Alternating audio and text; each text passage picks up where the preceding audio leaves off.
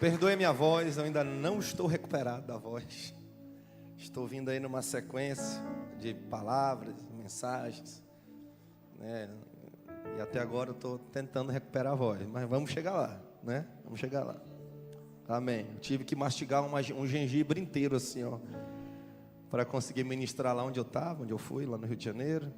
Mas foi benção.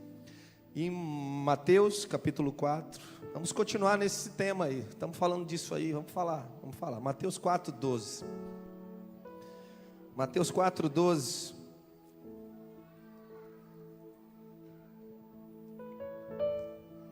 Jesus, ele, logo após ter vencido Satanás, Jesus, ele vence Satanás no deserto, ele vence o inimigo, nos mostrando que sim, existe uma batalha a ser travada. Não tem como fugir das batalhas, não há como.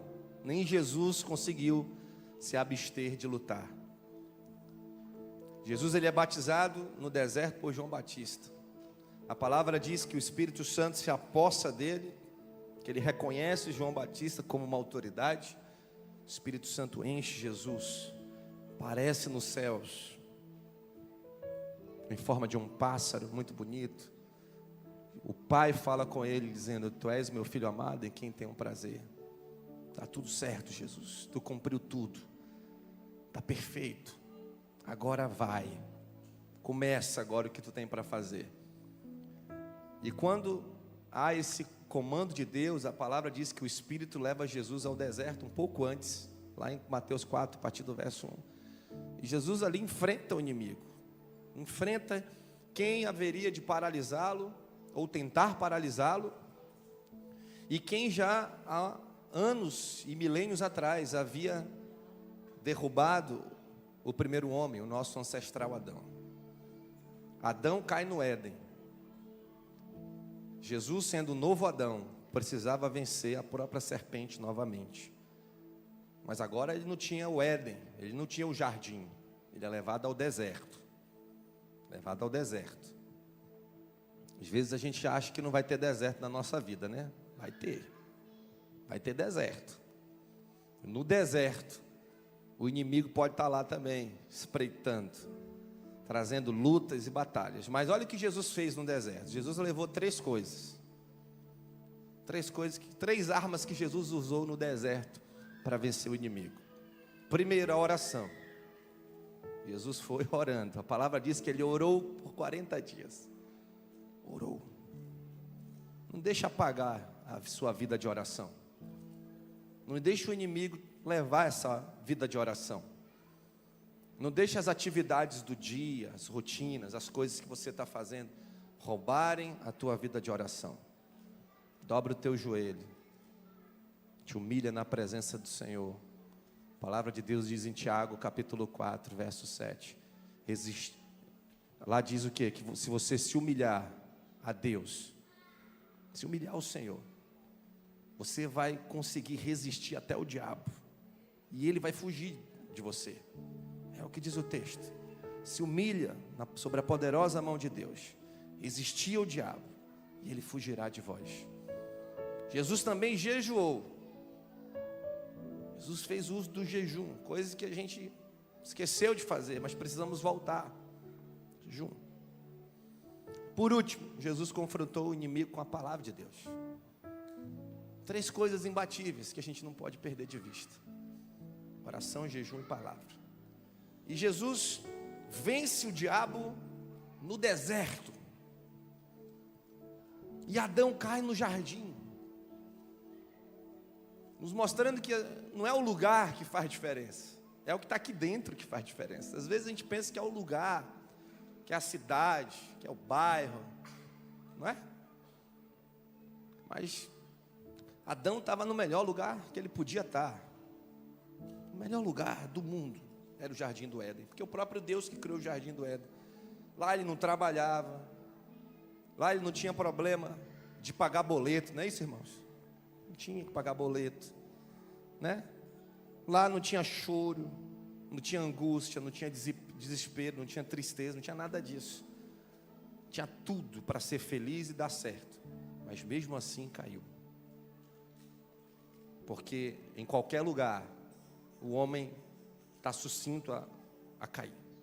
Mas também em qualquer lugar, se ele tiver Deus, se ele tiver a presença, se ele tiver a glória de Deus com ele, em qualquer lugar, ele vai ser vencedor, amém? Porque o que importa é o que está dentro de você, é o que você carrega, que vai fazer a diferença. É o que você carrega. E Jesus, ele carregava a presença de Deus, ele carregava o Espírito Santo. Ele tinha acabado de ser batizado por João Batista, ele carregava a presença, ele estava cheio do Espírito Santo. Ele estava cheio de Deus, e ele vai enfrentar aquele inimigo ali no meio do deserto, orando, jejuando, falando a palavra de Deus, confrontando o inimigo. Não baixa a cabeça para o inimigo. Sabe o que acontece, irmãos? Às vezes o inimigo, ele quer matar, roubar e destruir mesmo, e a gente não percebe isso. Está destruindo nosso casamento. A gente não percebe que é o inimigo. A gente acha que é a mulher que está destruindo, ou a gente acha que é o marido que está destruindo, ou a gente acha que é o vizinho, que é a mãe, que é o pai. Mas não, casamento é algo espiritual. Olhe para o pastor aqui, casamento é algo espiritual. É uma aliança que você faz com Deus e com a pessoa que está com você. E o inimigo está lá, ó, te fuzilando, e você usando as armas carnais.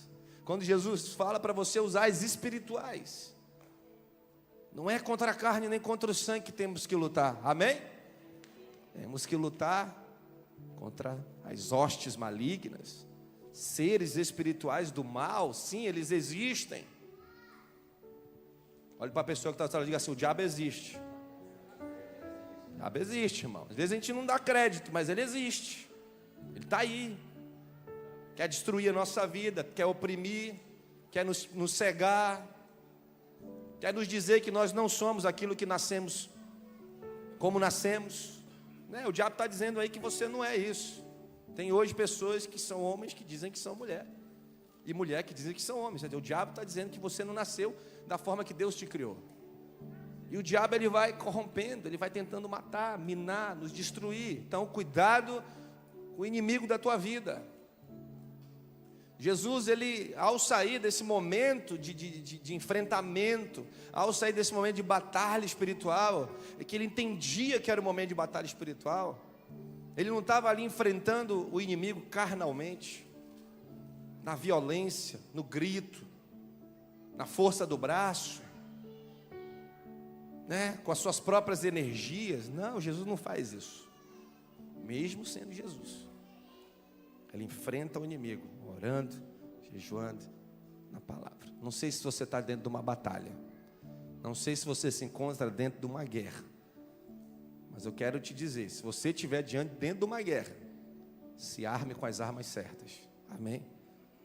Em nome de Jesus, e você vai sair vencedor igual a Jesus. E aí chegamos a 4:12, quando Jesus soube o que tinha acontecido. Enquanto Jesus estava no deserto, por 40 dias, mandaram prender João Batista, que tinha acabado de batizá-lo. João Batista é preso. Jesus começa o seu ministério assim: aquele que era o seu precursor, aquele que estava endireitando as veredas, seu primo, seu amigo. Eles eram amigos de barriga, né? Aqui na igreja tem um monte de amigo de barriga aqui, né? As amigas engravidaram juntas, nasceram os bebês. João Batista e Jesus eram amigos desde a gravidez. O primeiro encontro de Jesus com João Batista foi na gravidez. Foi quando João Batista percebeu que quem estava no ventre de Maria era Jesus. A Bíblia diz que lá dentro ele deu um salto, ele foi cheio do Espírito Santo. Só em entender que Jesus estava do outro lado. Eles eram amigos. E Jesus, ele percebe isso. João fora preso. E Jesus, entristecido, ele deixa aquele lugar, ele se deixa aquela região de Nazaré. E ele vai a uma região chamada Cafarnaum. E uma região chamada Naftali, que a palavra diz aqui, olha só o que a Bíblia diz sobre essas regiões que Jesus foi. Vamos seguir aqui. 4:12, 13. Pode seguindo aí o texto. Aí mesmo. Olha aí, ó. Então ele deixa Nazaré.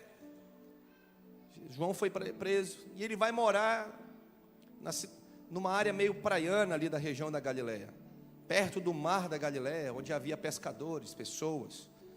Mas era uma região extremamente oprimida, uma região extremamente confusa, uma região onde as pessoas estavam morrendo, onde as pessoas estavam desesperadas, angustiadas, pessoas que eram oprimidas. E o texto vai dizer mais adiante, pode passando aí, só para a gente ver, pode passar, passa, aí ó, o texto vai dizer que esse povo vivia como se tivesse a sombra da morte. Esse povo vivia como se estivesse em trevas, uma cidade oprimida, uma cidade confusa, uma cidade que estava presa, aprisionada. Jesus vai até essa cidade, porque Jesus vem ao nosso encontro. Jesus vem, querido. A gente pode demorar, mas uma hora Jesus vem ao nosso encontro. E eu me considero, quando eu olho esse texto, eu percebo que eu era esse povo aí, ó. E muitas vezes sou esse povo, que estou em trevas, que estou numa região e a sombra da morte parece que vem de vez em quando. E Jesus vem, aparece, e diz o texto que aquele povo viu uma grande luz. Aquele povo viu a glória do Senhor. Aquele povo viu um homem cheio do Espírito Santo entrando pela cidade e mudando aquela situação, mudando aquele contexto. Muitas vezes, queridos, estamos como essa cidade, somos Cafarnaum, somos Naftali, somos essas regiões que estão à sombra da morte, à beira da morte. Quantos de nós não chegamos nesse lugar que é Cristo, nesse lugar que é a presença de Deus, nesse lugar de entrega, de glória? Quantas vezes chegamos caídos, confusos, cansados, sobrecarregados, pensando em morte, pensando em suicídio, tristes, depressivos, não aguentando mais o que está à nossa volta. Um povo que estava à sombra da morte, um povo que estava em trevas, viu uma grande luz. Você vai ver, eu vou ver, nós vamos ver a luz do Senhor resplandecer sobre nossa vida, sobre a nossa casa, sobre a igreja do Senhor. Nós vamos ver, porque nós somos a noiva do Senhor. A luz do Senhor está sobre a nossa vida.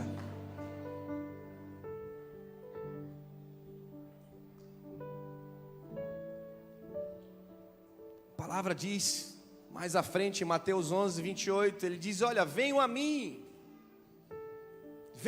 assim foi o ministério de Jesus. Ele vai passando, ele vai conversando, depois a gente vai continuar esse texto, ele vai falar com Pedro, ele vai falando com os apóstolos, e para muitas pessoas ele disse: ei, vinde a mim, me sigam, eu sou resposta para vocês, eu sou resposta para o que vocês estão vivendo, eu sou resposta para a vida de vocês. Eclesiastes capítulo 3 diz que Deus colocou dentro do homem a eternidade, onde só encontraremos descanso quando encontrarmos a Deus, porque só Deus é eterno. Amém, queridos? A bebida não traz eternidade, as drogas não trazem saciação de eternidade, elas são momentâneas, é um prazer momentâneo. A prostituição é um prazer momentâneo. A vaidade, a luxúria e os bens são prazeres momentâneos. Depois que você os adquire, eles passam. Não há mais prazer depois que se adquiriu o carro novo. Estou de carro novo, tem uns 2 meses, já não é mais novo para mim. O cheiro já está indo embora do carro novo. Está só a bagunça da criançada lá dentro. Porque só em Deus, só no verdadeiro Deus, somos preenchidos plenamente. Jesus apresenta isso para aquelas pessoas que estavam à beira do caminho. Jesus, além de curá-los, todas as vezes apresenta Ele como Salvador, como resposta de plenitude de vida, de preenchimento de existência. Ao homem que estava à beira do poço, a história diz que ele estava há 38 anos ali, cansado, sobrecarregado, pesado, andava com peso na sua vida, 38 anos, paralítico. E a história diz que até a sua família já não tinha mais contato com ele, porque ele já não voltava para casa, ele já estava ali, ele já dormia ali, sabe? Parece que a família pegou o colchão do camarada e jogou lá na beira do poço. Dorme aí, está aqui a água, fica por aí. Não volta mais para casa não. Tem coisas que a gente faz na vida que é pesado mesmo, queridos. E até a família às vezes não aguenta o peso. E não é culpa da família não, é que a gente se torna pesado demais mesmo.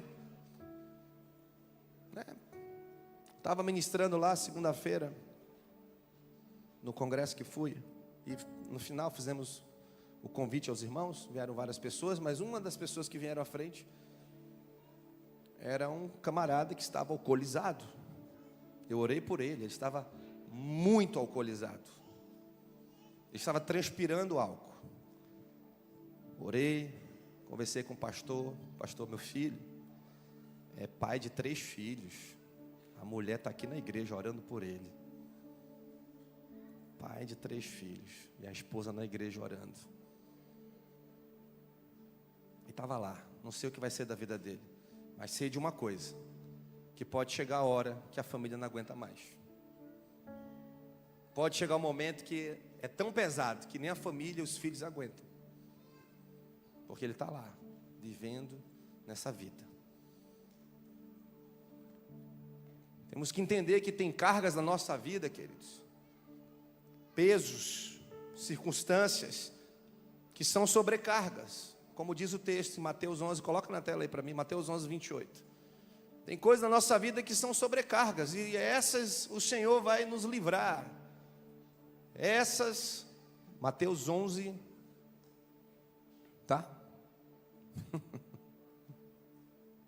Tá abençoadinha. 28. Isso, tá aí. Olha o que Jesus falou: vinde a mim, os que estáis cansados e sobrecarregados, e eu vos aliviarei. Amém? Ele vai aliviar, ele tem isso.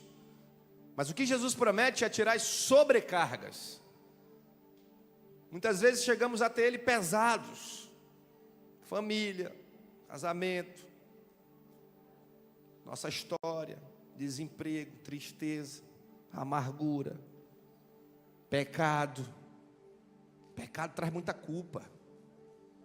Pecado traz muita sobrecarga sobre nossa vida. Quando estamos pecando, estamos nos lambuzando no pecado.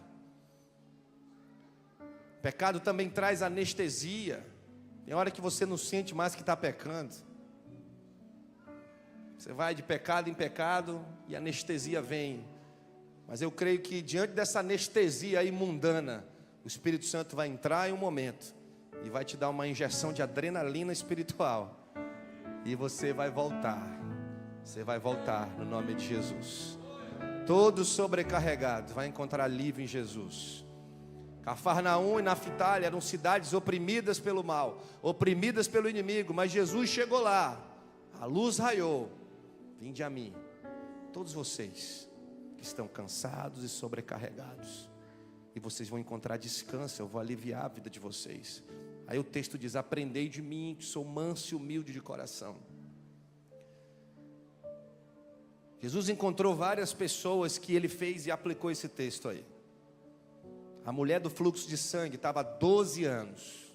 A história dela é incrível. Era uma mulher que estava só, sem amigos, sem família, sem marido, sem pai, sem irmãos, só. 12 anos passando uma luta, da qual ela não conseguia arrumar trabalho, arrumar amigos, arrumar pessoas. Ela tinha um problema que afastava ela de todo mundo.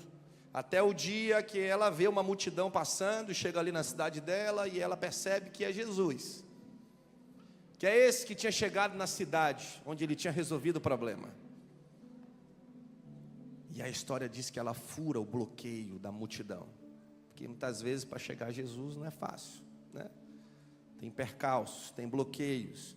Muitas vezes somos nós mesmos que fazemos esses bloqueios. Criamos um monte de situação para não chegar até Jesus. Criamos um monte de circunstâncias para a gente não chegar até Jesus.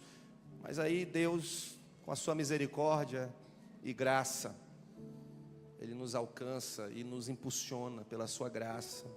Ele nos empurra para o destino que Ele tem para a gente. E aquela mulher, ela fura aquela multidão, fura a negação dos discípulos que estavam tentando fazer ela não chegar perto de Jesus. E aí ela encosta na orla do Mestre. Esse milagre já operou tantas poesias e músicas, né? Basta tocar na orla da tua veste, apenas um toque.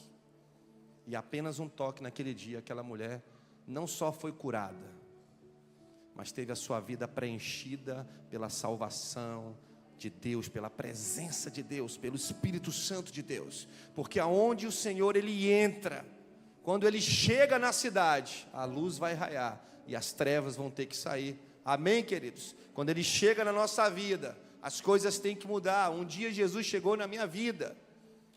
Um dia Jesus chegou na minha história, e naquele dia eu estava como quem estava à sombra da morte, eu estava como quem estava em trevas, e eu vi aquela luz, e Deus falou comigo.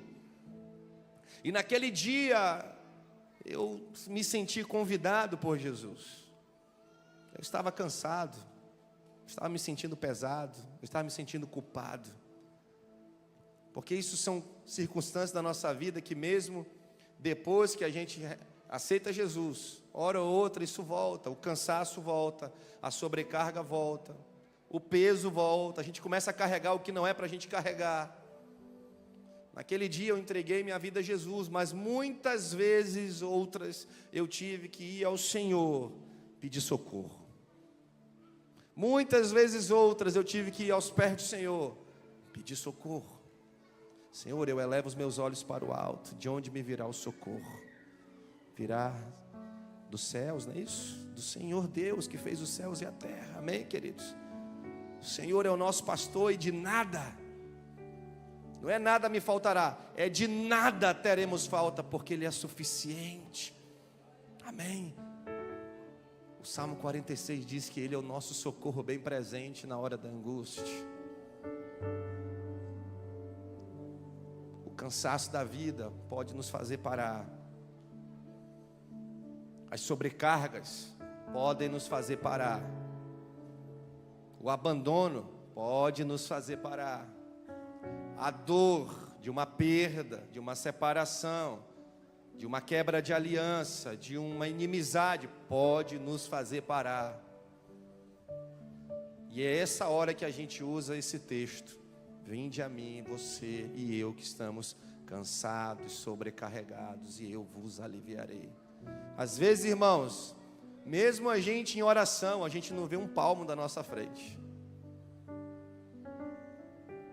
Às vezes a gente está tão atribulado, a turbulência está tão grande na cabeça, que a gente não consegue nem orar. Nem orar a gente consegue. Está preso lá, vivendo o problema, vivendo a dor, vivendo a circunstância, vivendo o trauma.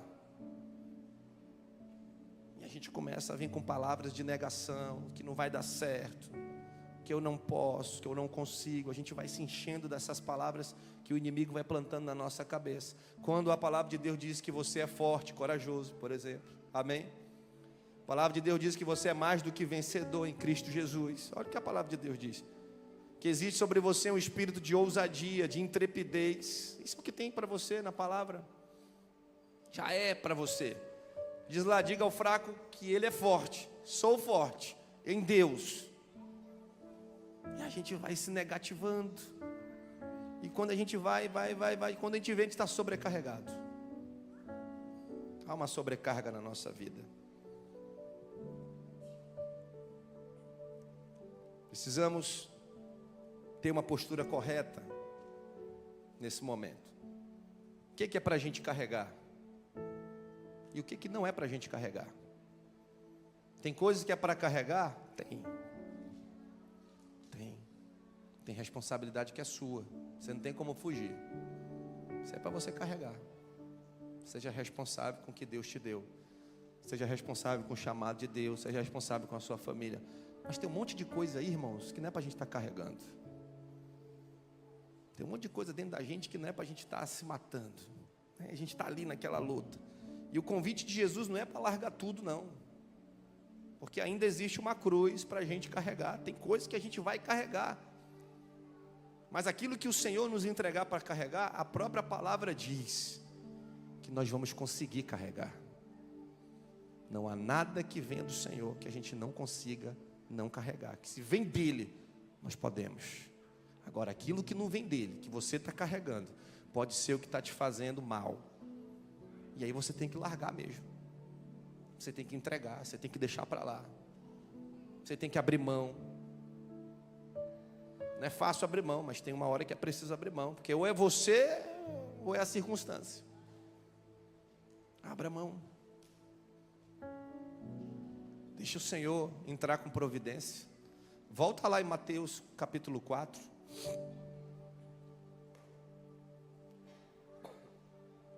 Lá no verso 17.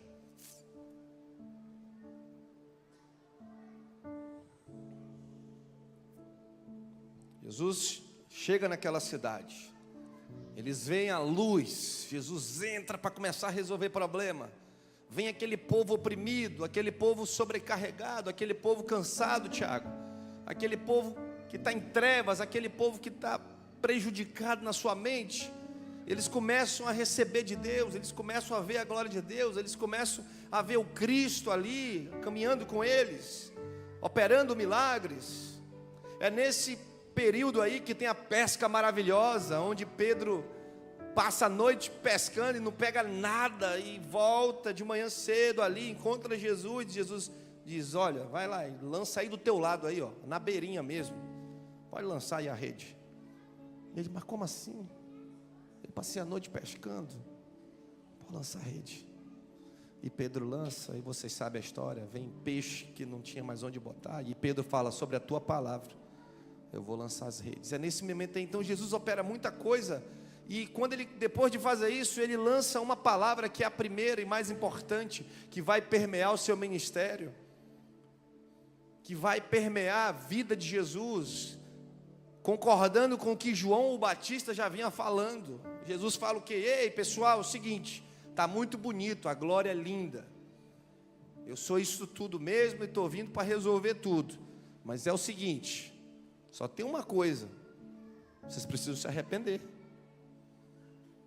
Não dá para só receber a mim, ver a glória, ter a vida e não mudar de direção. É preciso mudança. Arrependei-vos. Isso é que Jesus fala, porque é chegado o reino dos céus. Arrependei-vos, porque é chegado o reino dos céus. Essa é a pregação de Jesus. Se te disseram que era outra coisa, é mentira. Se tentar atualizar a Bíblia para você, não é verdade. Está aí a tela. Arrependei-vos, porque é chegado o reino dos céus. O que é arrependimento? Palavra metanoia. Mudar de direção. Não é isso? Metanoia é isso aqui, ó. Arrependimento é isso aqui, ó. Você estava caminhando aqui, ó, a passos largos, fazendo a sua vontade, decidindo a sua vida por conta própria, fazendo o que vinha na sua cabeça. Todas as decisões eu vou tomar, eu que decido a minha vida, e você está caminhando para cá. Aí vem, arrependei-vos. Opa, arrependimento. Então é mudar de direção, beleza. Estou aqui, agora eu vou mudar para cá. Isso é arrependimento. E para cá tem o quê? Tem o reino de Deus. Eu saio de uma direção do reino das trevas, e agora eu vou para o reino de Deus. Arrependei-vos, porque é chegado o reino. Então o que me garante agora é o reino. Para onde eu tenho que olhar agora? Para o reino. Aonde a minha vida tem que estar pautada agora? No reino. Aonde as minhas decisões agora, como que eu vou tratá-las? Como que eu vou tomá-las? Pelo reino. O que é que o reino fala? O reino de Deus. É isso que Jesus está propondo. E depois que ele termina essa conversa aí, ele começa a dizer o que é o reino e como que a gente tem que tratar as coisas do reino. Ele começa a falar das bem-aventuranças, ele sobe no monte, ele fala, ó, bem-aventurados, e ele vai falando. As bem-aventuranças, os mansos, os humildes. Ele vai falando, ele vai ensinando a orar, a jejuar, a dar esmola. Ele vai ensinando como que tem que amar o próximo e até o inimigo. Isso é o reino, queridos. Quando a gente olha para Jesus e vive com Jesus e dizemos que Cristo está em nós, e estamos crucificados com Ele, temos que olhar para o reino, viver para o reino e para o reino, e nos arrependermos. Pastor, mas como que eu chego nisso? Como que eu caminho para isso? Pois é, você não tem como fazer isso. Você não tem como mudar a si mesmo. Você não tem esse poder de você mudar você. O mundo lá fora tenta. Você vai no médico, ele te manda para um monte de lugar para você tentar uma mudança. Você ajuda, você melhora um pouquinho, você resolve algumas coisas, mas o vazio continua ecoando no seu coração. Se você não encontra o reino de Deus, o vazio continua lá. Então não resolve. Como que eu resolvo então? Olha o que Jesus fala para Pedro. Pode seguir aí o texto.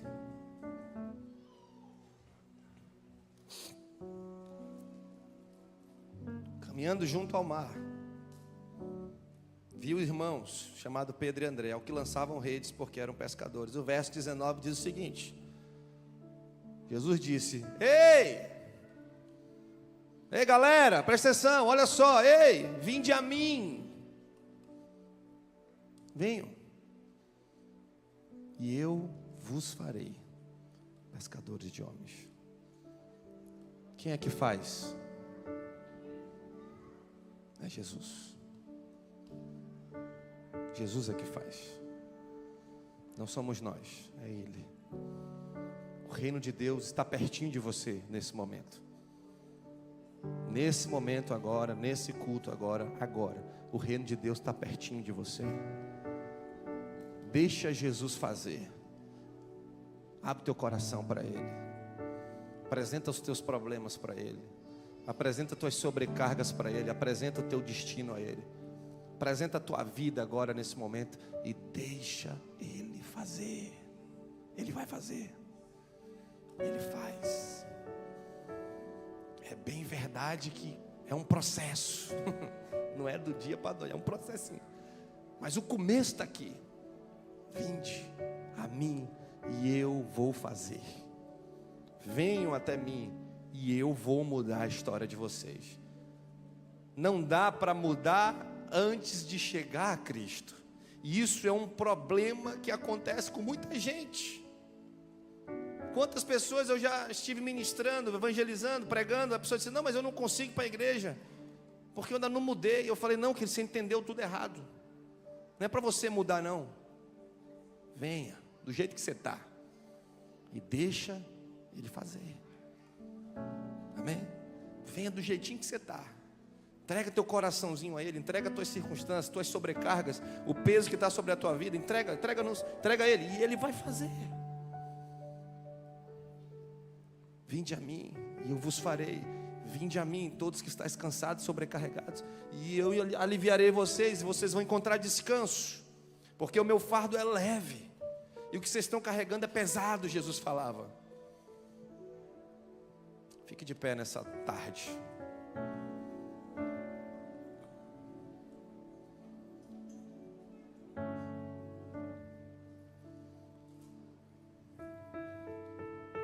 Muitas vezes o que nos faz carregar aquilo que não é para estarmos carregando.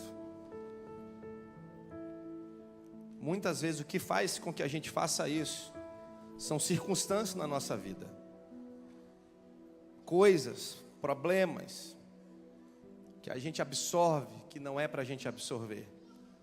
Coisas que não era para a gente estar vivendo e a gente está ali, preso, vivendo dentro daquele problema, dentro daquela circunstância. Vivendo como aquela cidade ali, muitas vezes como se tivesse a sombra da morte, como se as trevas estivessem rodando na nossa vida. E a gente está carregando, a gente se sente pesado, culpado, cansado, sobrecarregado. Parece que não tem resposta às coisas, mas o Senhor vai fazer, se você vir a Ele. Eu queria, curva sua cabeça, vamos orar. Senhor meu Deus, aqui está o teu povo, Senhor. Teu povo, teus filhos, tuas ovelhas. O Senhor é o pastor delas. E eu sei que o Senhor é suficiente na vida deles, Pai. Deus, trabalha no coração deles nessa tarde, noite. Cuida, opera, vai aliviando, vai trazendo consolo, descanso. Vai removendo, Senhor, as escamas dos olhos, Pai. Vai fazendo entender a dimensão, Senhor, do que está à volta deles, Pai. Ó Deus, e de quanto o Senhor os ama e quanto o Senhor quer vê-los dar certo nessa vida. Ó meu Deus, eu sei que eles não foram chamados para olhar para trás, para paralisarem na vida. Não é isso que o Senhor tem para eles, Pai. Não é ficarem presos no ambiente de dor. Não é ficarem presos numa quebra de aliança. Não é ficarem presos no pecado, Senhor, e no mundo que tem machucado a cada um deles. Não é isso que o Senhor tem para eles, mas o Senhor tem vida, o Senhor tem renovo, o Senhor tem uma história abençoada, o Senhor tem milagres para compartilhar com eles, promessas para se fazer cumprir na vida deles, Senhor. Oh meu Deus, abre o coração dos teus filhinhos nessa noite, Pai. Querido, se você sentiu que você precisa vir ao Senhor nessa noite, hoje é o teu dia de vir ao altar. Não sei por que você vai vir, você sabe. Você sabe. Queria te convidar a vir aqui à frente.